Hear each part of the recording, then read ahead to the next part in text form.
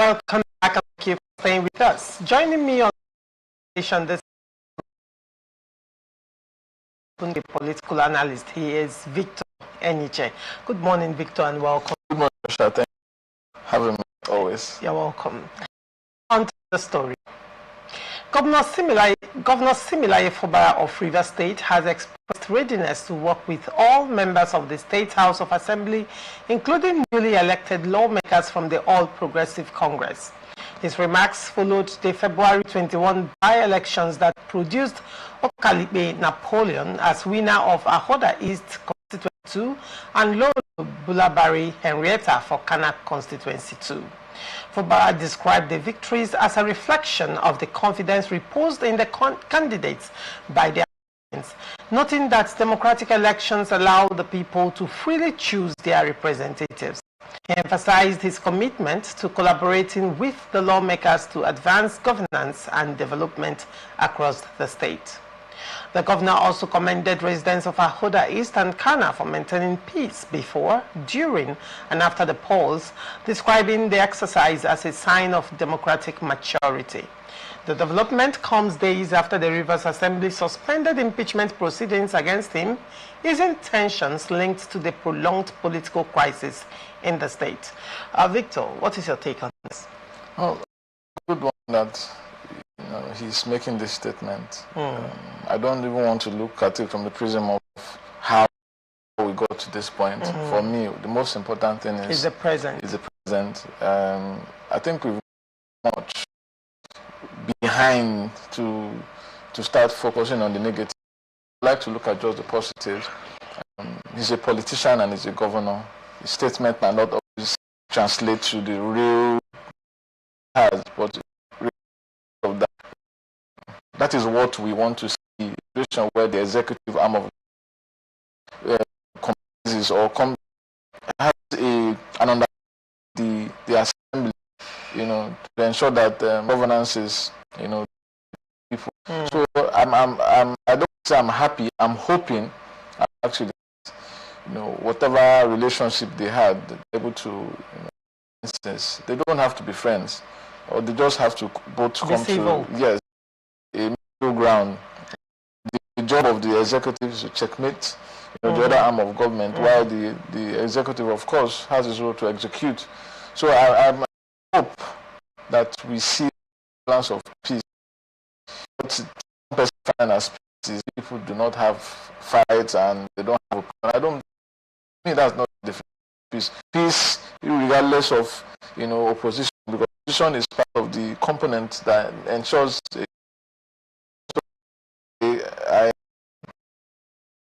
that this statement is put into actual action, and I hope that they also are ready also to compromise positive governance is, because if you look at it for the past 2 years, we've not gotten nothing anything. Has happened. Nothing. All that has been happening is just been coming and people have been spending. We've not had actual and serious governance. Hopefully, we're going to see some improvement in governance in the state, and for me, that's the most important thing. And I hope that. Well, talking about governance in the state, one would say to a large extent, our job as journalists is to also make sure that we are.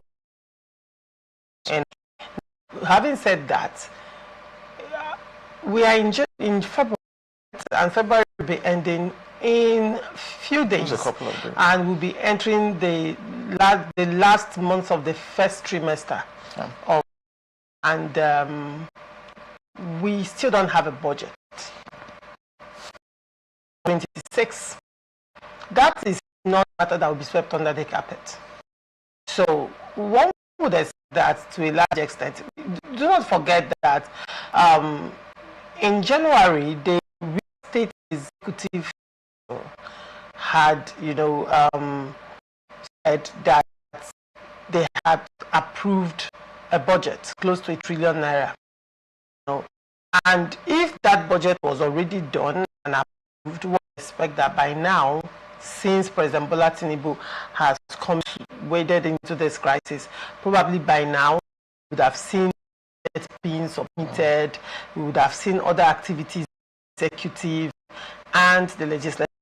Saying this, or bringing this up because you have mentioned that it goes beyond spoken. The words must with commensurate actions. Now, what is your perspective on this issue of the budget that will be presented, and we're about to enter March, of March? Well, I mean, quite unfortunate, really. We have a dysfunctional, system. We've had a dysfunctional system where it's been like a market, a public market without rules and the right, principles. And so we've had a government run without a plan, because that's what the budget is. Just like the government will just sleep and wake up and say, I want to do this, and they will do this when it's not planned for. Fortunate, and rightly, if you don't have it, all these things being said, so typically what you're saying now is the major component of why the relationship between the owner and the members of there has to be, I don't want peace. That's not the most important component. Civil, thank you. If they are civil, the first thing they would really need to do is look into the budget, look into what budget is submitted, into the components of the budget in retrospect, because you already been spending. So definitely you have to look at it and compare it to what the governor has done, what you've been doing already, what you've spent, reconcile them. Remember if we're the one that was it the appropriation by bus? Yes, the one the National Assembly passed. You also need to look at the performance of that budget. What was in that budget? What was done? What is left over? There's a lot of work that needs to be done. What they call the state, the executive, and the legislature. So I'm hoping that, just like you've pointed out, they understand that the first important thing is to look at the plan of the government, of the executive, because if the government does not have a plan, and they are representing the people, so they have to scrutinize and say, okay, look, this plan, but you want to do this one, is it realistic, is this possible, is this possible? No, yes, no, yes, all of that needs to be done, and this, for me, is not something that they should rush into. Okay. Unfortunately, most of the people in the House of Assembly is lawmaking and all of that, so I'm not so optimistic. Then there are old hands. The speaker, for example, has been an assembly member for the longest. No, you know the thing is, it takes more than the speaker. And there are also old hands. Yeah, they are. Like I said, I am not optimistic that these people would, You think they are not firm, like not necessarily because they are firm, but I think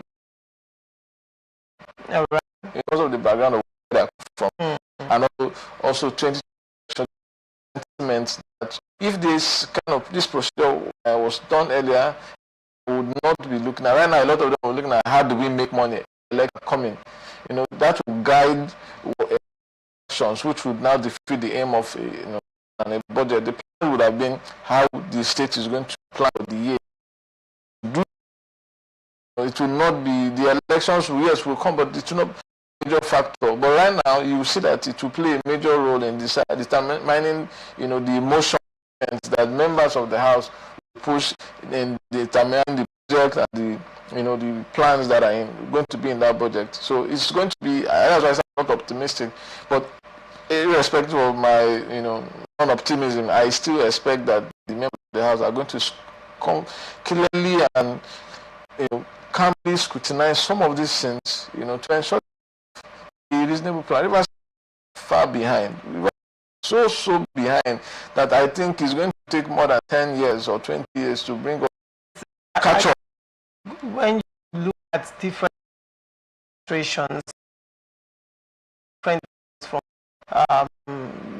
Peter Dele to Mechi to you know, even when you even look at that of Ada George at one would say this is one administration that, you know, a lot of previous people look to and remember, not because of the crisis, but because of lack of governance that Rivers people experienced. Absolutely. And why political crisis may not exactly be an excuse is that you recall that Governor, when Amechi was governor, he had his fair share of crisis between himself and the president at that time, and then FCT minister there was also thrown into. He had his issues, in the state, and then you also have the FCT minister, his predecessor, and all of that. Every single government in Rivers State has had a run, a fight with their predecessors. So one cannot say that in the issue of Governor Fubara, it's a first time. I mean, they've always followed up with their predecessors, but the first Rivers, after I say, despite the fight, we did not reach governance. And you know why that will be painful. Why that is painful is because the nation did not stop coming. Idea did not stop coming. The government did not withhold the rights of Rivers people. You know, revenues were being generated, but channeled to the masses. Right now, moving forward, what do you think the governor can do within this short period left, if what he was not able to give, you know, this past year? It's going to be for the governor, but achievable, yes. But he has to consolidate. It's good that whatever experience in the state is coming at, you know, if you had stayed maybe in the second quarter, end of before this kind of almost impossible to think of. You know. So, but I think the governor will need to first of all decide what he wants to do, what legacy he wants to leave. In terms of reputation, I think he has created enough of that. You know, what everybody has their opinion of the governor. You know, now he has to decide how do I want to, you know, establish as a living office as governor, going to be re-elected or not. But because it is from that decision would guide his actions. If he says he's ready for assembly, a lot of compromises has to be made by him, with some of them with very, you know, painful consequences. But then the question is, at what level out, you know, this or express this with the assembly. Working with the assembly would largely mean, you know, bending, you know, to a lot of opinions or interests of the minister, you know, and of course the president, and of course that is in quotes the first place. So there are a lot of compromises made, and he would be the one.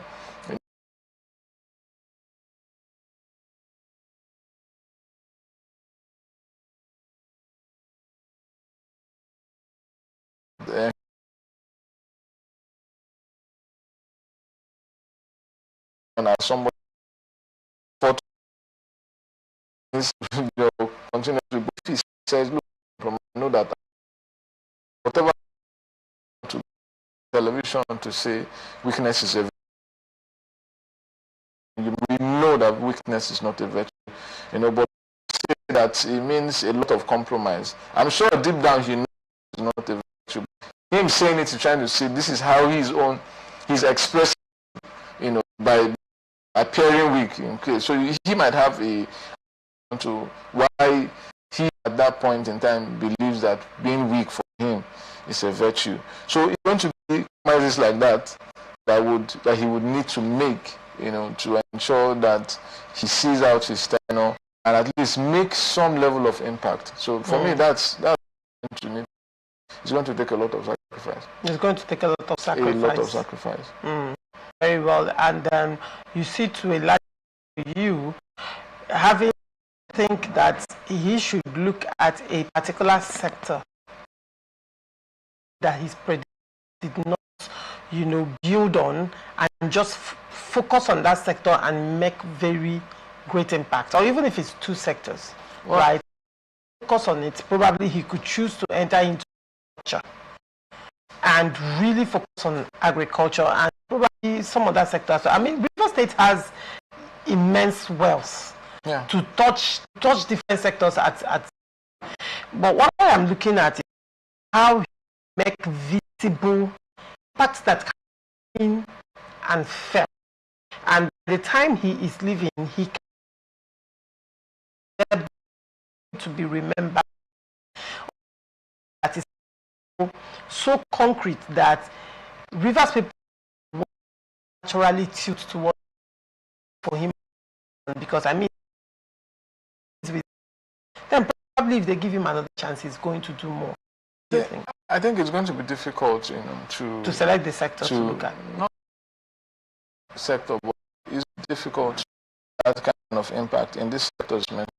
Culture. Agriculture takes time. Because they are usually long-term projects that you need to plan.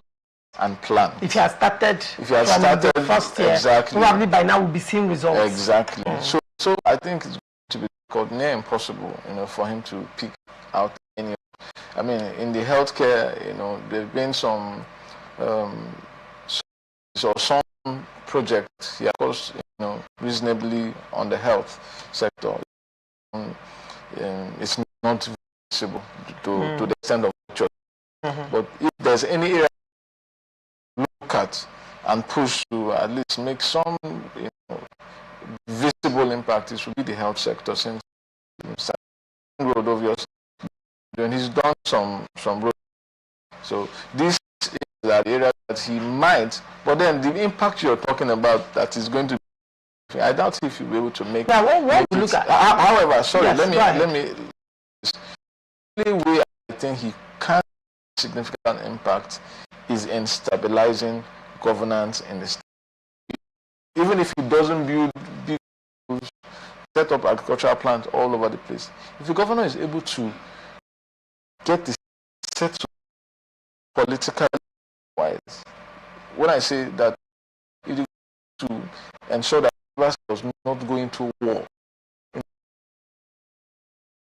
Election be very, very stubborn.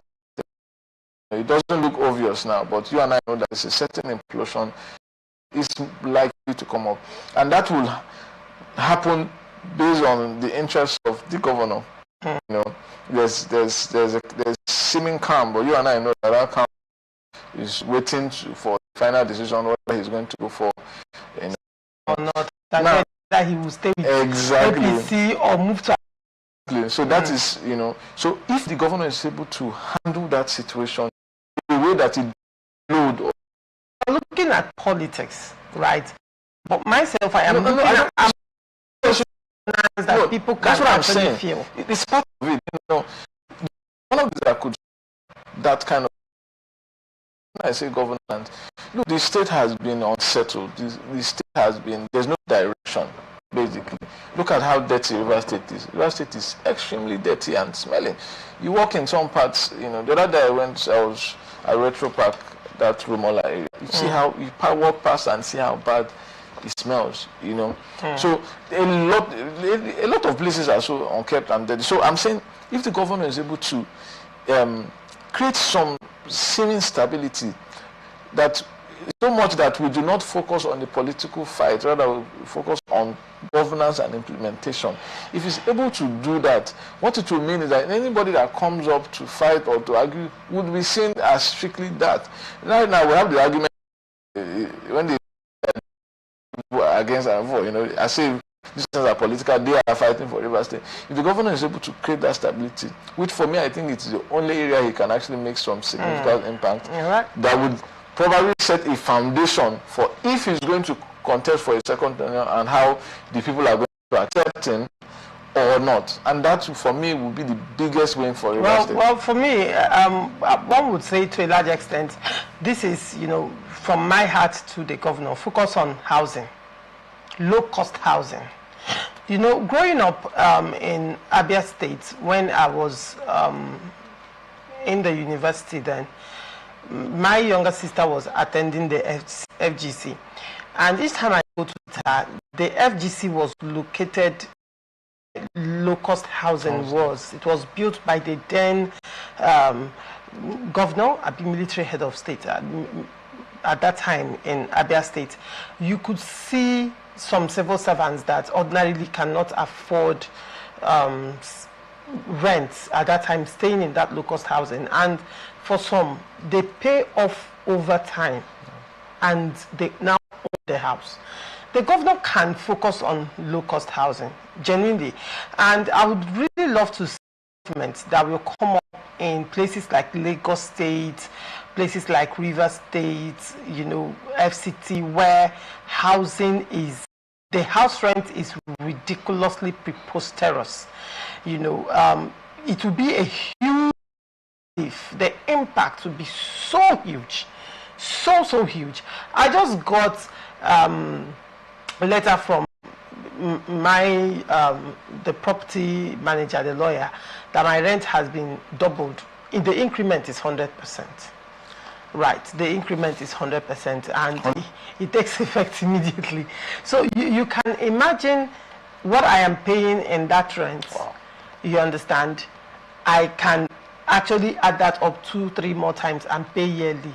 But basically what I am saying is, and now the price of that house does not even make sense to me at the end of the day, because the value I am getting, in fact, in River State, for example, Governor Fubara, cost of housing, the cost of rent in River State does not, the houses do not give value for what we are paying in rent. It doesn't give, there is no value, genuinely.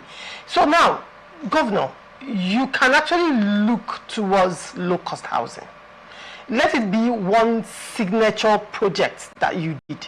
Now, I'm saying this because the one in the airport, or along Airport Road, the one that he started in the Airport Road, for the past 3 years, that particular project has not been launched. Imagine that the governor was able to finish that project within and the interesting thing is that these projects can actually be done and achieved in months, because they are bungalows, and the manpower, the government has the funding to channel low-cost housing. The governor, you can do this in all the 23 local governments, have these projects running at once. You choose to, even if you choose to do 100 houses per local government, times it in 1 year, you have done 2,300 low-cost houses for Rivers people. You can imagine the impact that will make for you. You can imagine the impact, and have people, probably civil servants or people whose sources of income is stable and traceable, get these houses and pay off over time. This will go a long way to help people reduce poverty, reduce a lot of people are homeless right now. A lot of you are even one of the worst news anybody can receive anywhere, particularly Lagos, Port Harcourt, Abuja, is that for some reason your house your house where you are residing as a tenant is being sold off or quit notice. You know that you're going to spend ×3 the current amount to even find a house. And I also this is an opportunity to implore to the River State House of Assembly, please, there needs to be a committee on housing, a house committee on housing, to look into the activities of agents. I think agents and caretakers are the ones making houses really high, because they will tell the landlord, we can actually, don't worry, this has 500,000, because they want higher commission. They will be the ones to now get the tenant that the house now is, the landlord said 500,000, the agent will beat the house at 800,000, go back to the landlord and say, don't worry, I'll get you someone for 800,000. And the landlord will be like, okay, they were able to pay, which means I'll give her 1 year and increase it to 1 million, 2 years, 1.2 million. we are getting to that point.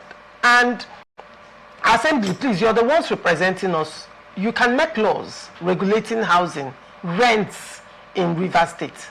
First of all, one of the wicked things that landlords do is to tell people to pay 2 years at the same time. Then you pay caution fee that is like half of your 1 year rent, and then you pay commission. You pay. It's crazy what is going on in River State in particular. State in particular. So, Governor Fubara, from my mouth to your ears, please, sir, look into this. I think you will make a very huge impact in the life of Rivers people. You know, if you look into this, this is a people-oriented project. This will give relief to people, and believe me, you will not be forgotten. We'll go on a short break, and when we come back, we'll go to Edo State, and we'll read the news of Edo State Governor Monday Okpebholo and ADC trading words over the alleged assassination attempt at Obi and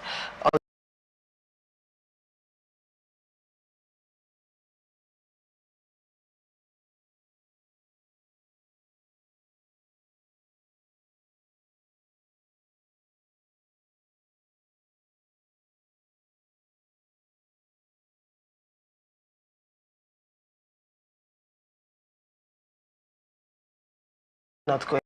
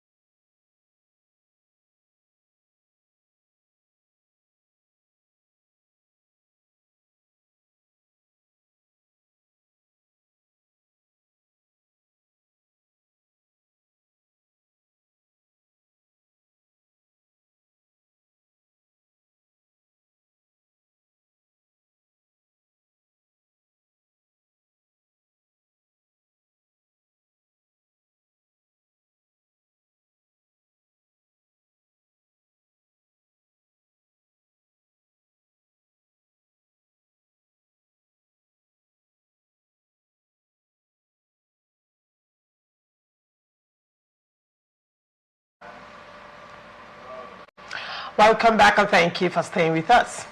Edo State Governor Monday Okpebholo has condemned the recent attack on members of the African Democratic Congress, describing the incident as unfortunate escalation of internal political conflict. In a statement issued Tuesday, the governor expressed sympathy for affected party members while warning against the alleged importation of thugs into the state under the guise of political activities. He maintained that Edo would not be allowed to become a battleground for political rivalry, stressing his responsibility as chief security officer to preserve peace and stability.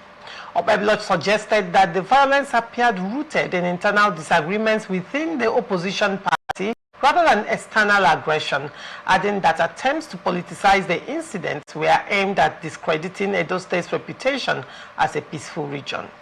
He emphasized that politics should revolve around performance and public engagement, not intimidation or violence, while urging all political actors to resolve disputes lawfully. The governor also called on security agencies to intensify surveillance around political gatherings to prevent further escalation. However, the ADC strongly rejected the governor's position, alleging that the attack amounted to an assassination attempt on its presidential candidate, Peter Obi, and other party leaders in Benin City. In a statement by its National Publicity Secretary, Bolaji Abdullahi, the party claimed that gunmen allegedly trailed Obi and other leaders from the party secretariat to the residence of the former APC National Chairman, John Odige Oyegun, before opening fire, describing the incident as a grave threat to Nigeria's democracy. The opposition party further linked the attack to earlier warnings allegedly issued against Obi's visit to Edo State, insisting it would neither be intimidated nor withdraw from political engagement. Declaring that violence undermines democratic freedoms, the ADC vowed to continue its political activities peacefully while urging authorities to ensure accountability and protect opposition voices across the country. Victor, what is your take on this? Politics. I mean, as a communications, I see a lot of fault in the communication going. And yeah, right? You know, the incident that happened, you know, has been described by the ADC is an attack on Obi and party. When I saw the former APC national chairman, who is now an ADC member. Yeah, when I saw the video and how the people were explaining the video, what they explained was there's a contrast between the explanation that was given by the people on ground. I'm not saying, I'm saying the ADC people on ground, people that they were interviewing, and what the ADC is putting out. You know, the governor has clearly, of course, condemned the attack. First of all, which is most importantly, condemning the attack, and of course, insisting that players should, you know, avoid violence and all of that, and also indicating that, which is obvious, which is also news, that the ADC had, you know, similar issues, in short, not similar, ongoing problems, internal crisis, from the same John, you know, Odigo Onyegu, in his house. I mean, it's not the first time. There's such, you know, party internal, you know, dispute going on with the ADC. While I also condemn, you know, the attack on, you know, the convoy and of course the other, I still believe that the ADC has again displayed something that happened. Look at Atiku Obi and the rest of them. Most of them have in history shown poor capacity in handling internal crisis. And I'm seeing that same influence. When Odugo was chairman of the APC, you know how APC was in crisis. It was constant crisis over and over and over and again. You know how bad it was when he was there. You know, that they had a factional chairman. It was so bad that he was unable to handle, even Ganduje with all this, came in and did a better job, you know, than John you know, Odige did. Go to Peter Obi, and when he was in the PDP, of course, Atiku, the same thing. Anytime he doesn't have his way, he moves away. Well, I'm saying, in the repress, completely ignored and pretended that there was no party dispute in the party, in the state. You know, why you come out and say, yes, the governor... ADC in Edo State has internal crisis. Internal crisis. You made a statement pretending you did not know that there are possibilities. What they are doing now is ignoring a problem that exists and pretending it doesn't exist. And from the interview they gave, from the news, not yesterday, the news before now, when I think some persons went to the John Odigon Yegu's house and were complaining there was some fracas and all of that. This person, they want their party back, and a lot of that, No word from Obi, no word from Atiku, no word from these persons that are leaders of the party to address this internal issue. Rather, when it escalates, instead of you to come and at least tell us how you're handling the crisis and how it's not enough for gun violence and this violence, you have pretended they are oblivious of the actual crisis that is happening, and you have now gone to say you're accusing your opponent. The thing about just like what we're doing, John, when something happens to you because of your actions, you say you blame the devil. People go and pray and cast and bind, whereas their attitude and habits are, the consequences of some of their habits is what is causing them challenges. But what they do is they come and say the devil is the devil that you ignore your own responsibility as a person to yourself. When you keep taking alcohol to the level that it disturbs you, you keep eating a lot of things that are bad for your health, and then you fall sick, and then you say, oh, the devil has started again, my village people have started again. And because you fail to give regard to the fact that some of these things are caused by what you're doing, pretend they not solve it. So for me, I think the ADC, I understand it is political strategy. They are trying to, of course, as a political, want to gain empathy, all the support you can get using every opportunity. But I'm saying, to me, it's not very clever, because you're repeating the same mistake. And I wonder how this opposition, this is not how opposition should be. But one would say to a large extent that they are making an argument and quoting what Obebelo had said in the past. Recall that sometime last year... Which party was he in when he made that statement? Obebelo was of Edo State when he made that comment as APC member, right? Obi at that affected to the ADC. Recall sometime last year when Obi was traveling from state to state to visit indigent people, donate monies and do all of that. Now, he also visited that period when Governor Alia, rejected a visit. Obebelo also did the same. He also did the same, and told Obi he is not welcome to Edo State until he gets clearance from him. He told him clearly that if he comes to Edo State, if he enters Edo State without telling him that he cannot guarantee his security and his safety. That's his statement. He said, I cannot guarantee your security. I cannot guarantee your safety. And that statement raised a lot of dust because Nigerians started asking questions. Some people interpreted it as a threat, and that statement goes against Obi's fundamental human rights. Others interpreted it as Obi is a person of interest, and as such must, inform the governor of the state that he is coming, right? And this statement now, ADC, is making reference to the statement that Governor Obebelo made at that time, that was interpreted as a threat in certain quarters. Now that this has happened, what we do not know is Obebelo that he was going to come into Edo State or not. That detail is unclear. But now that this has happened, ADC apparently is laying hold on that statement to claim or accuse the Edo State government of complicity. Like I said, I mentioned communication, and they're all strategies. What they're doing is cashing in on, what has happened.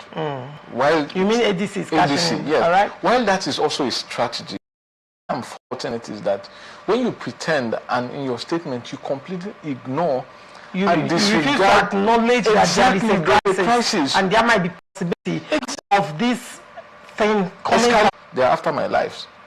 And as they're after my life, they're going to continue doing that. I am insisting that if you want to kill me, assassination attempt on when you use laying hold on a statement that had gone ahead. When that statement came, when that statement came, I think I was on a radio program in Abuja, and I said it. I said, first of all, it was careless and, of course, very, very unreasonable for a governor to make such statements. First of all, before as a politician, Obi is a private citizen. He's a citizen of Nigeria, and I have the right to move to when you want to go to Edo State. Do you need to call any governor? I am not a person of interest. No, if now you want to make a statement as a person of interest, what the governor would have done, same thing I said, communication. The governor could have simply come and say that Obi has a lot of influence, and that if he has been going to other states. No, that's what I'm saying. I'm saying without all those protocols. Exactly. So this is what I said. If Obi as a person of interest, if the governor wanted to issue a statement as in expressing concern and willingness be more diplomatic about there's a way you put it and say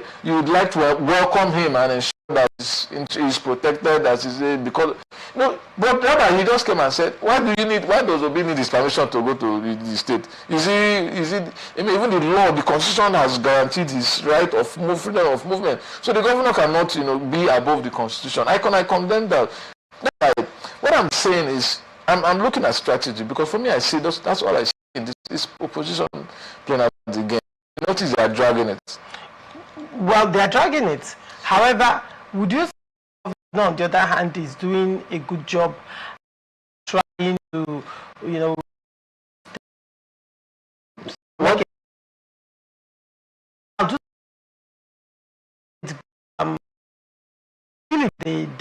the governor of Edo State at that time also came under gun attack.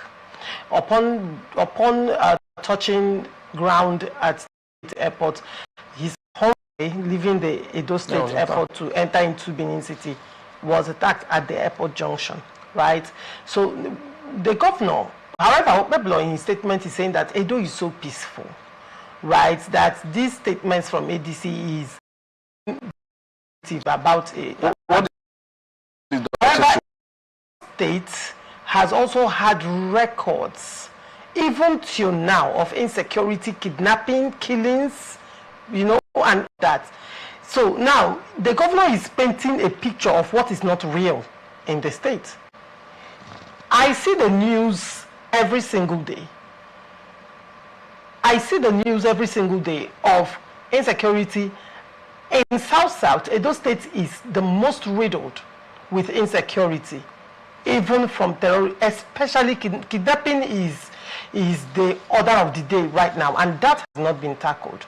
Probably Governor Mondo Peblo would have addressed insecurity in his states and, tried to make a defense or try to, however he wants to put it, but acknowledge that the state actually has problems. And probably this is the reason why I implored that if you come to the state, let me know as the chief security officer to ensure your safety.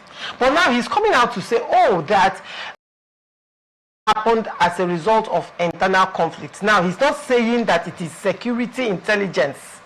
He did not say it's from the investigations done.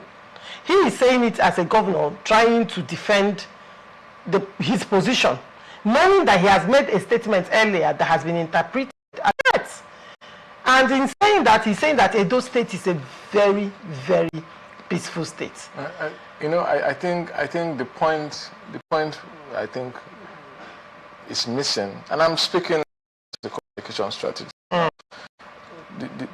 Where there's a disjoint is in the state governor is coming as a response to what ADC has said. Started by condemning what the statute. He just did what any governor would do. You don't expect the governor to come on national television and admit that the state is riddled with violence, there are a lot of criminality. No, governors are doing that now. No. Now, it is wrong. Governors whose states are rife with violence. Zamfara State governor, for example, is speaking out. No, no, it's not the same with what you're saying. You can't come out and say, my state, I agree that my state is on fire, my state is, what are you telling investors? So why then he cannot justify the statement he made earlier when he told you come into the state without telling me, I cannot guarantee that's what I'm saying. I am saying now that going back to that statement, which I personally condemn, you know, in all totality, is not relevant at this point in time. Why do you say that? I say that because in reference to what happened, you know, to the entourage in John Odigoyegu's house, you know, an attack was done, which is criminal and unlawful. And then the of course affected party or persons, which the ADC, came out and expressed, you know, grievance and anger that happened. You know, the governor has come out and said, first of all, read the statements that political, you know, whether it is true or not, he has come out to condemn the act. He has also said that politicians should play without going into violence and all of that. Whether he abide by it or not, he has done, which is official. What he said is statutory. It's just what I like the fact that you're saying that and smiling at the same time. No, yeah, because it's true. I mean, vouch for the governor. I'm saying he has said that officially this is his statement as a governor, as the security officer of the state. He has come out and said all of this. And I also reminded the ADC that you're also coming out to say that this thing is an external. That is quite possible. That is, it could be an internal issue. So you look internal. He's reminding them what they are neglecting. That is my own opinion. Now, in response, they have come to say, we do not agree that is internal. Again, the doctor has told you that, oh, your head is aching you. You could have malaria and see you run a test. Then you come and tell the doctor, this thing is my neighbor. My neighbor always plays music, very loud music. Then you go and after the test and they come and tell you, it's possible you have malaria. You say, no, my neighbors. The fact that you keep saying is their response, they still pretended they did not see or they don't understand they have an internal crisis. What you have said, I am insisting that you're the one attacking me. Do you have evidence to back that up? They don't.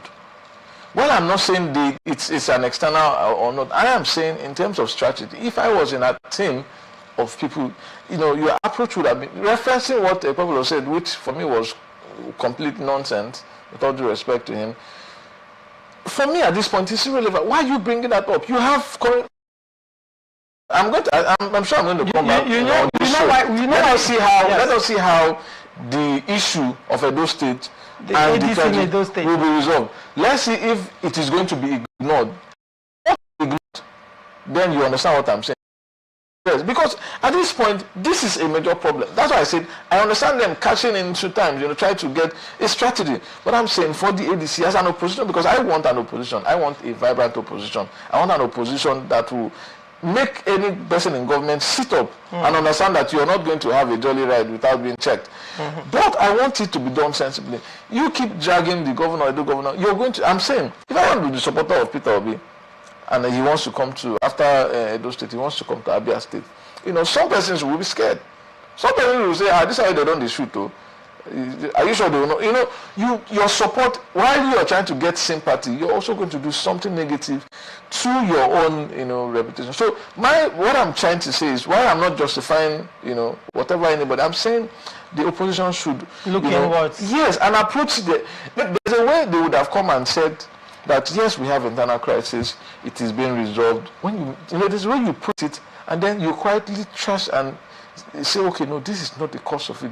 But what they are doing is now, if you ignoring what you're saying, and then insisting. Saying the governor, the same way you're saying the governor should come and say, hold on, my state is in crisis. No, hold on. He should do that. No, the governor saying that Edo State is peaceful, and you and I know. No, you and I do not know. I know. Okay. Because I'm a journalist. Okay. I know that there is insecurity issues in Edo State. Unlike River State. There is insecurity issues. You cannot compare insecurity state to River State with due respect. Or Zamfara. That would be very unfair. Very, very unfair. The level of kidnapping going on in Edo State, you cannot compare. No, now. You cannot. No. Hold on. That means translate to. Are you now saying that it is the violence in Edo State that shocks the point I am making is this.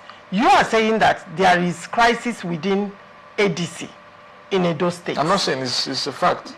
you are saying. I'm not. No, if you say I'm saying, you say I'm making up stories. Or not, I am submission. Okay, wait. Your submission, Victor, hold on. Your submission is that we're on television, and you're saying I am saying. That is what you have said.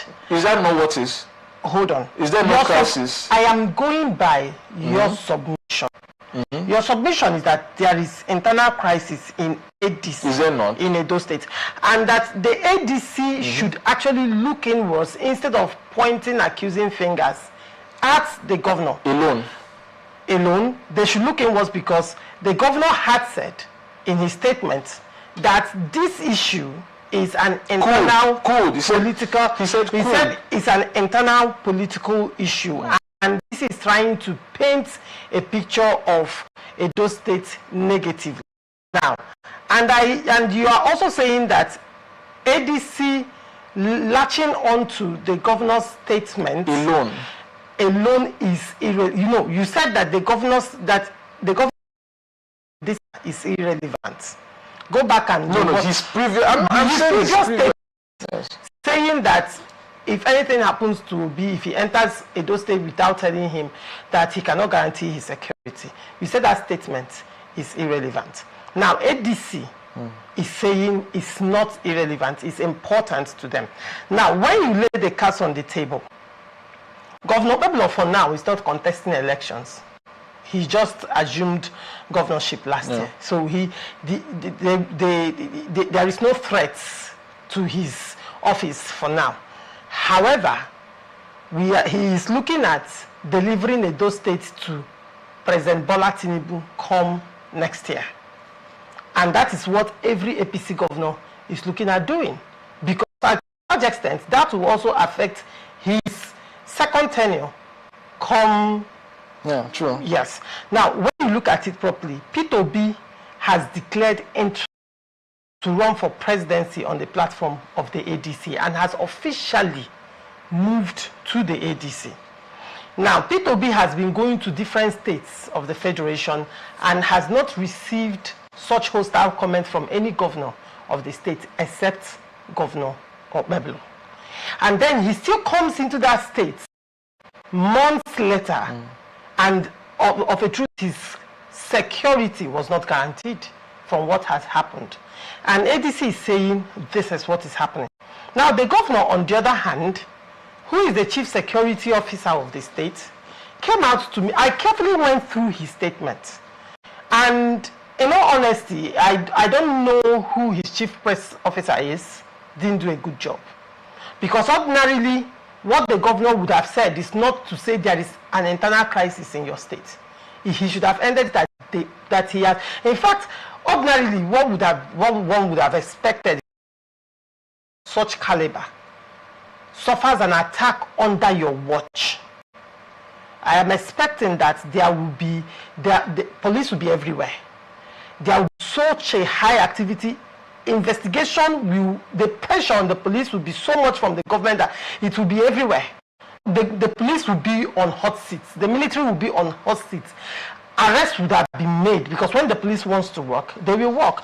Now, if, going by what the governor has said, it is an internal matter. If the governor wants to arrest someone who has committed a crime in his state, the governor is powerful enough that his word of mouth will fish them out, wherever they are in Edo State. No arrest was done. And the governor in his statement did not come out to say, oh, that the police is investigating this matter. However, the governor deflected and pointed us to ADC, that they are having internal issues. Whereas he never said, oh, the police is investigating this matter, that there is for these people. So and so will be done. But no, that did not happen. So what I am saying in essence is this. When you look at all the variables on ground, going by the statement of Governor Okpebholo last year and what is playing out, and even his statement as well, if anybody who understands criminology and can pick one or two will be like, this statement is very deflective and at the same time very defensive. But as the chief security officer, one would have expected he will come out as the governor and speak a word of authority and give instruction. And I mean, one of the best ways to, especially seeing that he made a statement last year and an opposition, if that attack was within the APC, one can say, okay, but this attack was coming from an opposition, and the attack was targeted at a potential presidential candidate who gave Tinubu a run for his money in the last elections. How do you see Nigerians looking at this? You were in the ADC. Are you saying you wouldn't latch on it? I'm just playing the devil's advocate and presenting a different I like what you said, picture. how you painted the picture, and I like the question you asked. Because I know you no, yeah. Now you asked if I was, you know. Now, like I said, I'm coming from the communication strategy aspect of all of this, within what was said. Now, I am saying that while I am not saying the APC should, the ADC, you know, does not, you know, take advantage of this to get, you know, that attention or traction that they want. I'm saying even when you're doing it, you must apply certain principles. I just explained how if I think that anytime I go support DC, there's chances of a gun battle, you know, it will deter some persons, you know, in that. I said I also condemned what the governor said, a couple of said, because for me I saw it as irresponsible. But moving and I'll repeat myself, what the opposition should do is, while they are taking, you know, advantage of some of these happenings, they should also carefully look at both the negative and the positive, you know, possibility of reaction that could come. And if they do that, I'm sure, like I said, the same way the governor should not have mentioned the issue of internal crisis, you know, as the reason, that it's not external. If the ADC had said that in the first place, and also do in the same time say this is, give a reason why that is not the problem, the governor would not have had the opportunity of coming to remind them that they are having. And if the governor hadn't made that statement last year, probably he wouldn't be sounding defensive. No, that's what I'm saying. The governor is doing the job of the governor. The job of the governor. No, when you say he's doing the job of, when you say he's doing the job of a governor, one might take a different. No, not that. I'm saying this particular statement. If he said it as a reaction, such statement was made, and you do not come, and you do not come and say no. First of all, if I am the governor of a state, and someone comes to say, having made that statement to an opposition the previous year, and the same man comes into my state and something happens to him, and I am quite sure it's not coming from me, believe you me, unless I am not the governor of that state, arrest will be made in less than 12 hours. I will answer with action.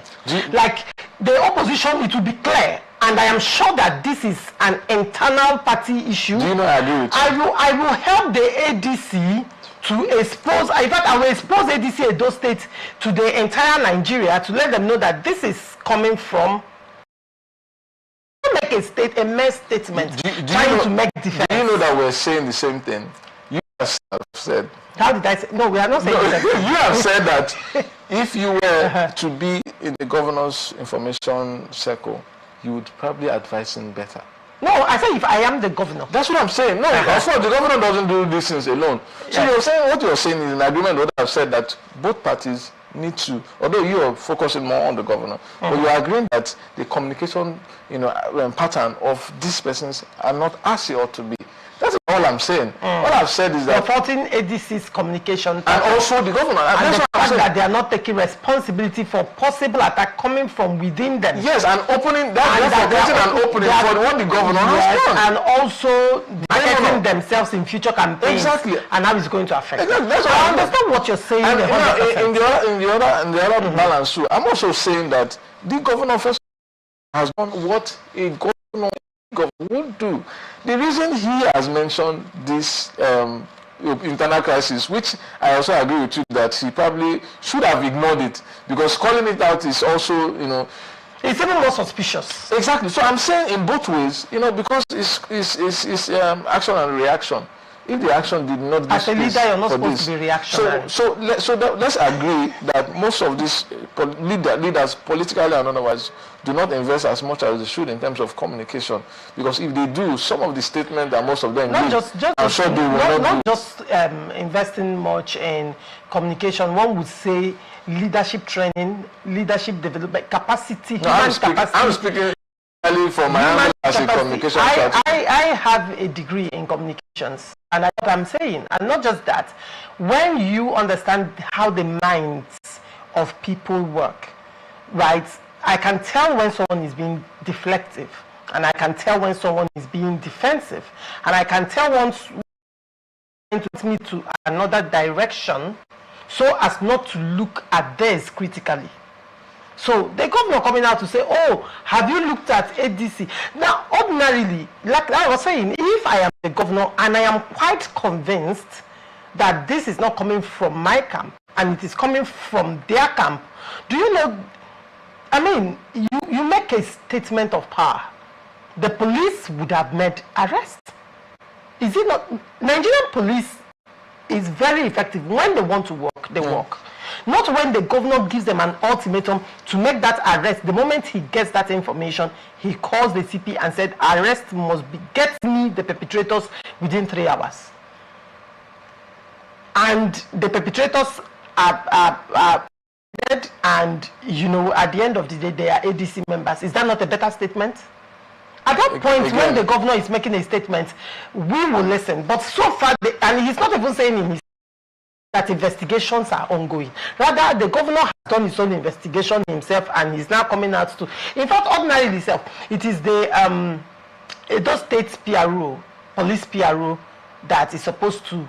No, he's the chief security officer. He's making his statement from as a politician. No. I am talking. Even when you say he's the chief security officer, he's making it as what did he say as the chief security officer? That ADC is having an internal crisis, and security agents should do more in securing political gatherings. Well, I would have expected that. He did. He said that. No, the security agencies should do more in securing political gatherings.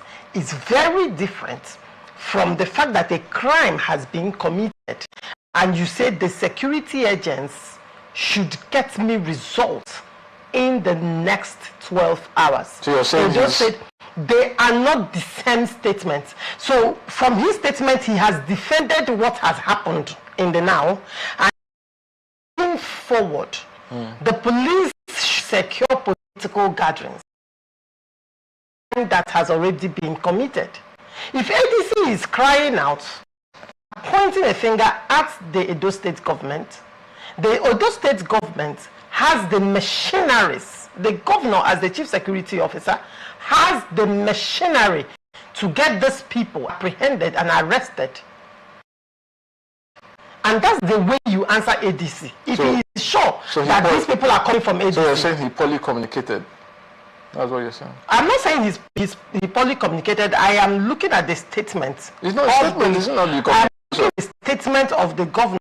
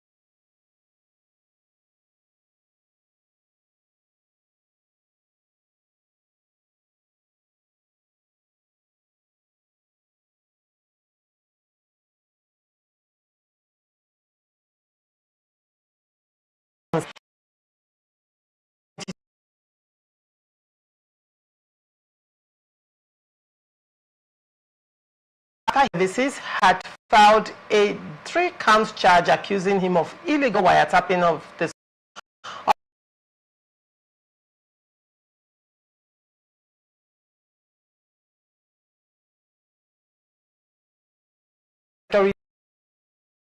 and because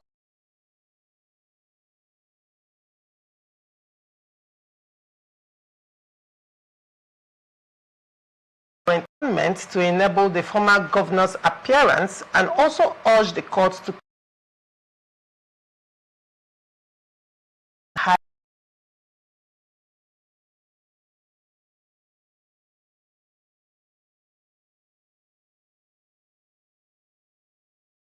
before formal arraignment.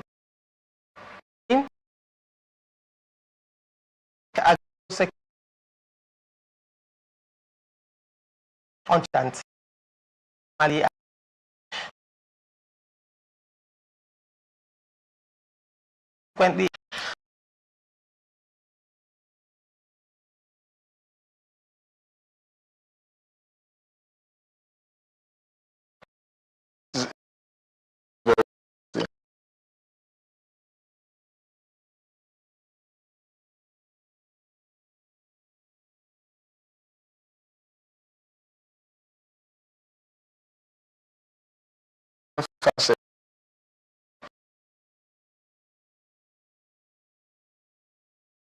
wherever he is will be he's a very intelligent man. I've had the opportunity of meeting him a couple of times. All right. He's sound. He's the kind of person that, spontaneous. He's spontaneous it's natural with him.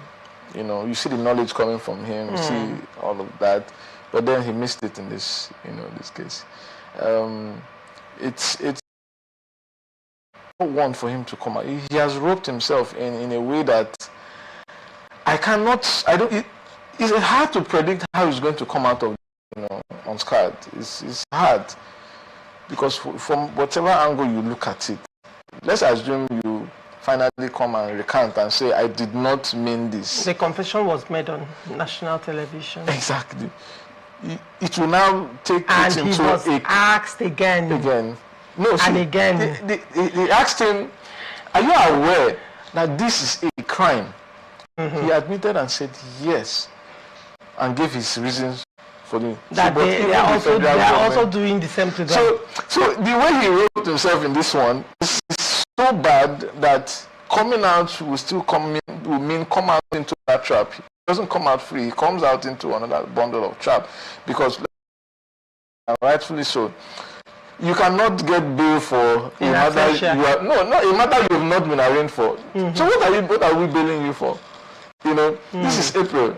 I mean, I won't be surprised if he's there.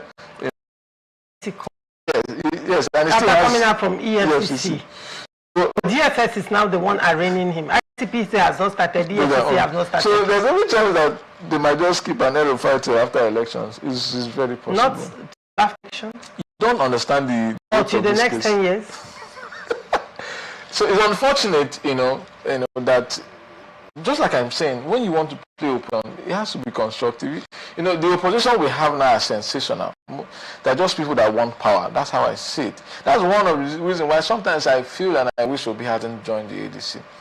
Now, yes, I agree joining the ADC kind of a power play. But look, just be patient with Labour Party. There are people you mix with, and it's like carry on and put in oil. It's very difficult not to be stained.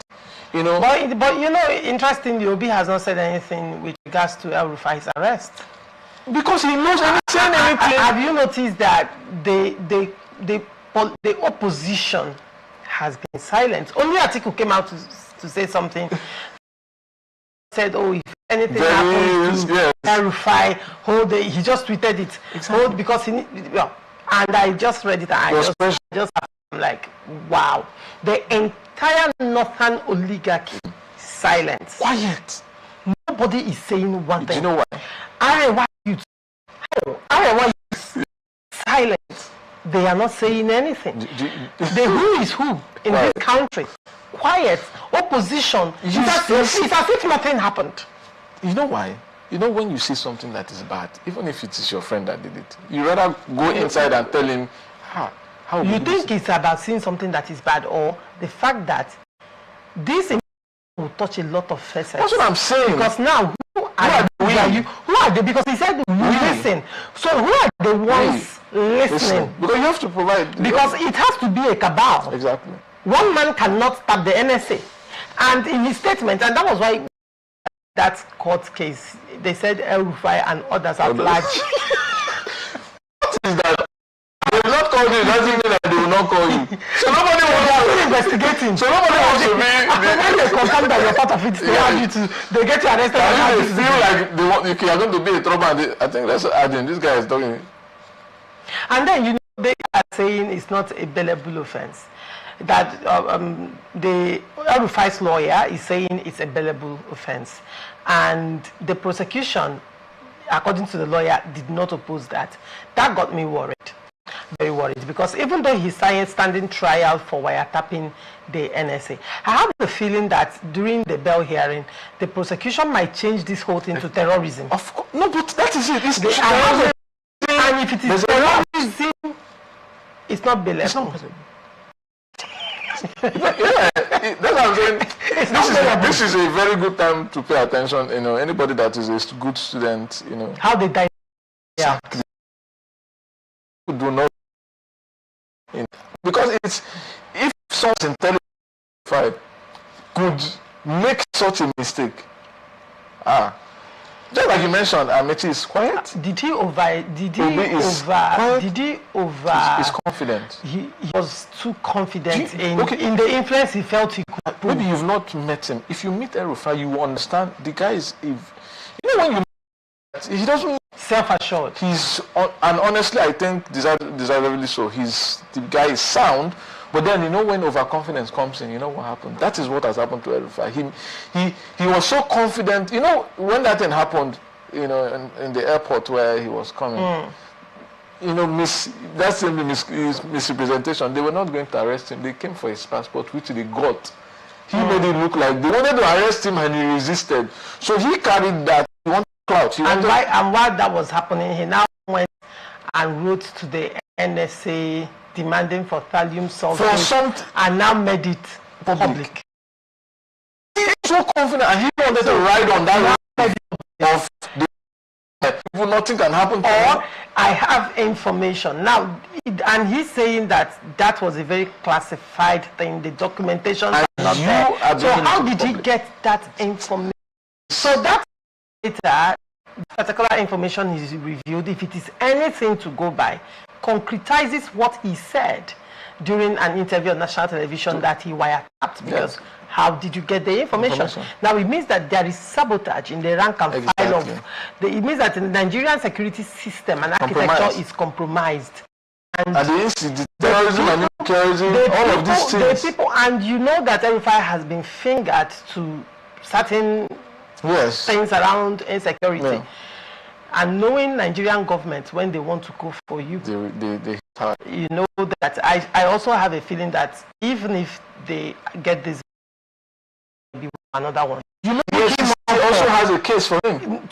Rearrest him on another thing. And after that, they will just be doing it turn by turn. And the people that came to protest that day to follow him to EFCC, I'm wondering why they are all silent. Nobody is protesting anymore. Go and protest. They understand. This is now a matter of national security. So anybody that if you cry more than an accomplice. You're an accomplice. Remember, they say others at large.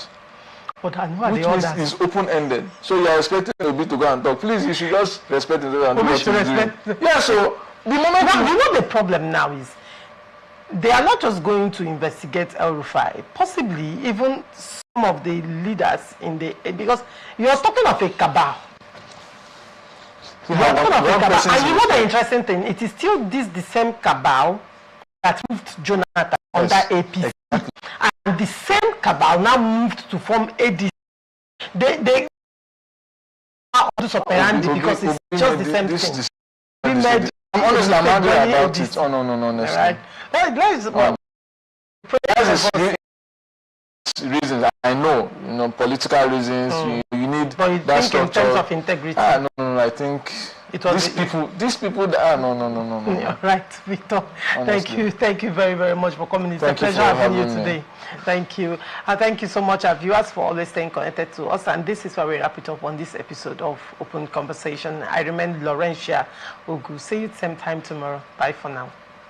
The board, management, and staff of Morrison Media Group presents the 2026 anniversary celebration lecture of Morrison Media Group. Theme: Media's role in shaping social change, inequities, and empowering voices. Chairman Alex Ndudi Enebele, FSM, President, Institute of Strategic Management of Nigeria, Chartered. Keynote speaker, Professor Armstrong Idachaba, Professor of Media and Broadcasting Communication. Panelist, Professor Chris Ochonogo, Immediate Past Head of Department, Journalism and Media Studies, University of Port Harcourt. Dr. Ijoma Tobosia, Secretary, NUJ, River State. Dr. Sarah Joe, University Orator and Associate Dean, Faculty of Communication and Media, River State University, Port Harcourt. Dr. Ibiere Koki, Ignatius Aju University of Education, Rumolomini, Port Harcourt. Chief Host, Dr. Chinyere Igwe, Esquire, Chairman, Morrison Group. Date: Tuesday, 10th March 2026. Venue: Gate Place Hotel, Kilometer 5, East West Road, adjacent Obirikwere Flyover, Rumosi, Port Harcourt. Time: 10 a.m. For more information, please call Kainde Paul Obofadi